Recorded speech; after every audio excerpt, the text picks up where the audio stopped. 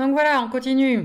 La question c'était quelle est la fraction molaire de KOH, qui s'appelle donc hydroxyde de potassium, dans une solution aqueuse contenant 28% en masse de KOH. Okay. On vous demande la fraction molaire à partir de ce qu'on vous donne. C'est 28% en masse de KOH à partir d'une fraction massique. Donc on vous demande de passer de fraction molaire à fraction massique. Donc vous allez devoir utiliser les formules qu'on a vues juste précédemment.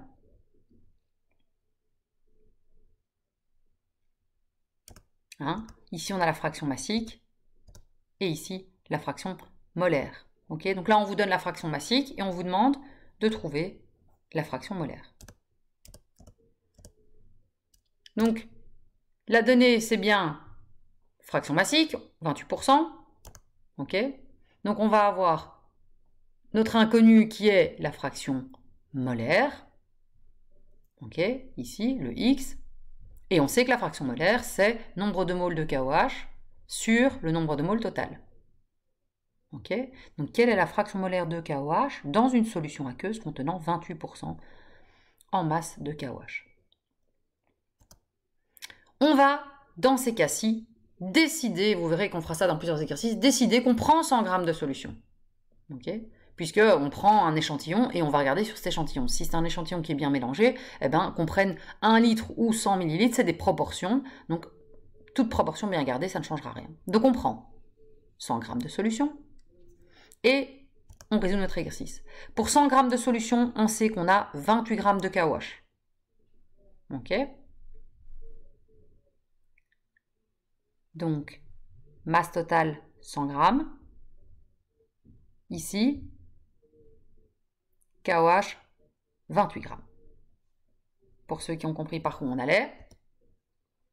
Du coup, ça veut dire qu'on sait qu'on a 72 g d'eau. La différence, ce qui nous reste, puisque c'est une solution aqueuse, donc c'est du KOH dans de l'eau.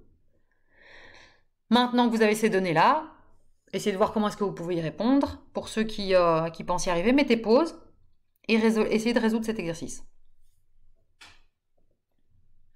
L'idée ici, c'est quoi? C'est qu'on a la masse d'eau. Quand je vous dis de mettre pause, oui, juste quand je vous dis de mettre pause, ceux qui regardent la vidéo en continu, là, assis dans leur canapé avec leurs écouteurs, c'est inutile, hein, vous perdez votre temps. Hein, parce que écouter de la chimie comme ça, sans être concentré, sans essayer de faire les exercices, vous n'allez jamais être capable de faire un exercice par vous-même. Hein, donc vous devez essayer de faire ces exercices, sinon, juste écouter les explications sans faire aucun exercice en chimie.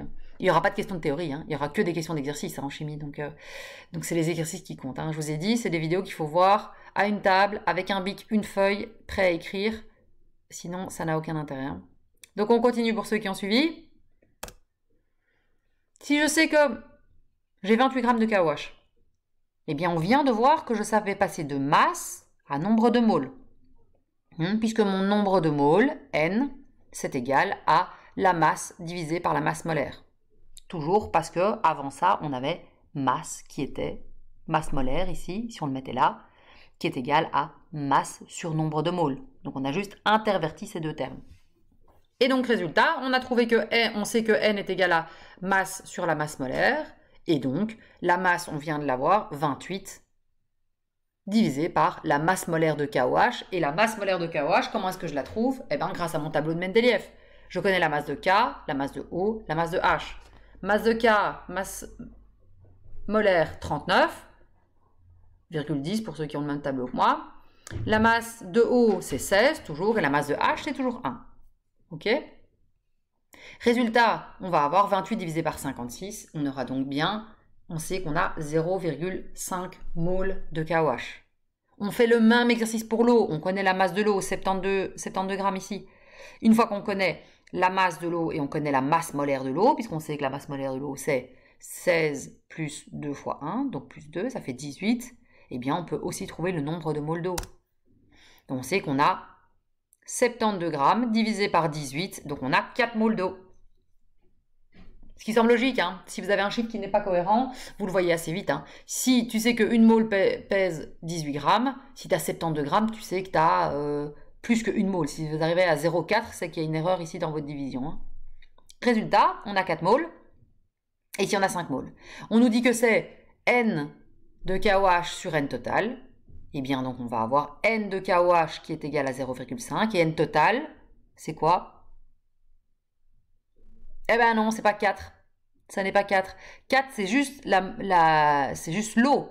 N total, c'est 4 plus 0,5. C'est 4,5. Donc on va avoir 0,5 divisé par 4,5.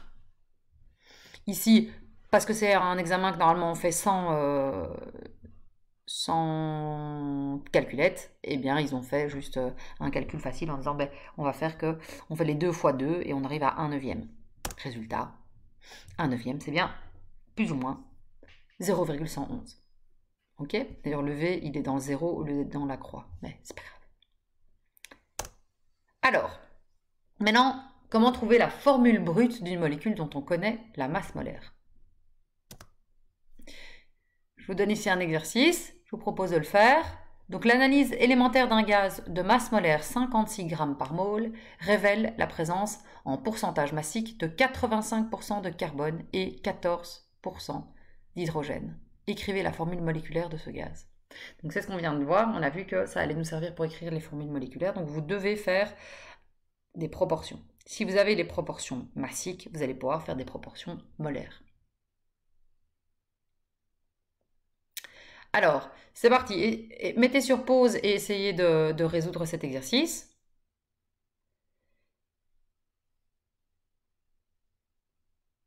Pour ceux chez qui ça bloque, on va commencer d'abord par débloquer un petit peu la situation.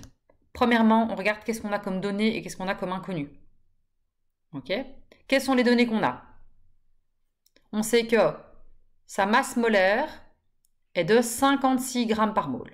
Okay? Donc grand M est égal à 56 g par mol de ce composé que je ne connais pas. Okay?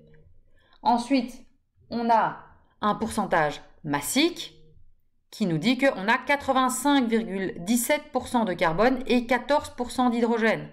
Donc on sait qu'on a du C et qu'on a du H. Mais on sait C, X, H, Y.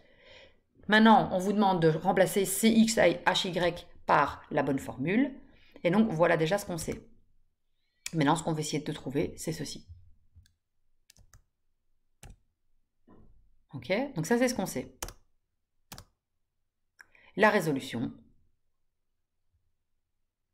elle viendra dans la prochaine vidéo.